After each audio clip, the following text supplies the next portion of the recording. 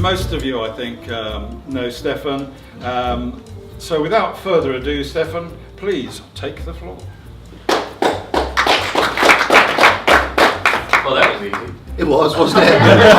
Sit down while you're in. I'm always worried about people clapping at this end of the presentation because the material's actually not that good. No, that's the best laugh from the next 15 minutes, by the way, so please laugh it up. 15 minutes? You're so Tony! You can go out and get a drink if you like, you don't. But that's a point actually, because I've been sat here thinking about this. I've been sat here realising that I recognise a load of you in the room and that a load of you have heard my foresight before. So I've sort of been thinking about what to talk about this morning, because a load of you know my story, a load of you know how I got here, and I sort of started, well, what I wrote down was, why did I come here this morning? Why did I decide to come to Welwyn Garden City? It's apparently, according to Foursquare, it's over 4 years since I last came to this venue, but it was a 3-hour drive yesterday. I foresighted at King's Lynn yesterday morning, did a 3-hour drive down here, and actually haven't been doing that many 4N meetings for the last 3 months. I've been poorly, so I've been off the road. I've been poorly. Thank you, Sue. Thank you. So I've been off the road a little bit recently, so why did I bother getting up and coming here this morning? We had a comment earlier on this morning that someone had, was talking about the potential for getting 4N overload. And I've done over 700 4N meetings since I joined. And one of the things that keeps me getting up and coming to these meetings day in, day out, is that I get accused of being in the right place at the right time. I had a one-to-one really not far away from here in Hertfordshire. I had a one-to-one with someone a couple of years ago, and from 2010 through 2011, I was working with a major national retailer who I met directly through 4M. And this guy asked me for a one-to-one for me to explain how I got to work with this national retailer. And when I explained it to him, he said, "Oh, so you were just in the right place at the right time then?" I've done over 700 4Networking meetings. I've posted on the 4Networking forum over 19,000 times now.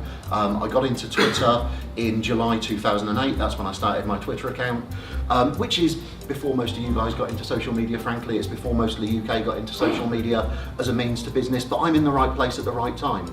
Just over a year ago, in May 2013, I was at a networking event in East London, just outside the ExCeL Centre, and I ended up sat next to someone called Sarah, and I asked Sarah what she did for a living, and she said, "Well, I'm a commissioning editor for the Dummies series of books." And the conversation went on, and I said, "Have you ever thought about doing business networking for dummies?" And she said, "No, we've been looking for the right author for the last 3 years." And I was in the right place at the right time. I'd done the business show in London, I'd done that networking event every year, twice a year for 4 years, been there for the whole 2 days, as a 4Networking member. Because I was a 4Networking member for 5 years before they invited me to become a director. Joined 4Networking at the end of 2007. And one of the things that still frustrates the hell out of me in 2014 is that loads of small businesses talk about the fact that there's no level playing field. That there's always a bigger company, there's always a bigger web design company, there's always a bigger digital marketing company, there's always a bigger, whatever it is that you do, there's someone else who does it bigger than you and has probably got the bigger marketing budget. If you're a retailer at the moment, you know, John Lewis has apparently spent £8 million on something which I haven't seen, but all I've seen on my Facebook timeline yesterday was people talking about a penguin.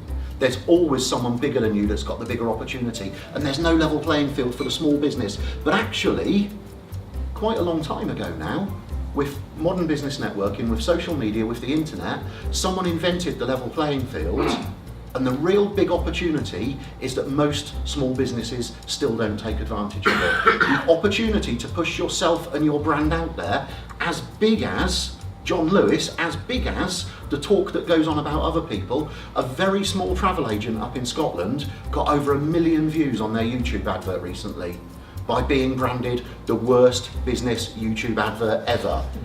Go and find it. 1 million people looked at it and have now heard of this travel agent in Dumfries. But the opportunity for you to be out there is bigger than it's ever been, and the big opportunity for you guys is that most people won't take advantage of it. Being in the right place at the right time is incredibly simple. It's just not easy. There's a guy whose books I read a lot of, a guy called Gary Vaynerchuk. Don't know if any of you read his books? Okay. Gary Vaynerchuk writes a load on social media. He's been writing about social media since 2008. it's his fault that I started using Twitter, but Gary Vaynerchuk talks about something called sweat equity. And he's from New Jersey. It doesn't come across as well in my Oxfordshire accent, but he talks about sweat equity. He talks about the fact that in 2008, when he wrote that expression, that you don't need a load of cash to start and maintain a small business anymore. You can build a business using what he describes as sweat equity, just going out there and working super hard and being seen all over the place and allowing people to get to know you.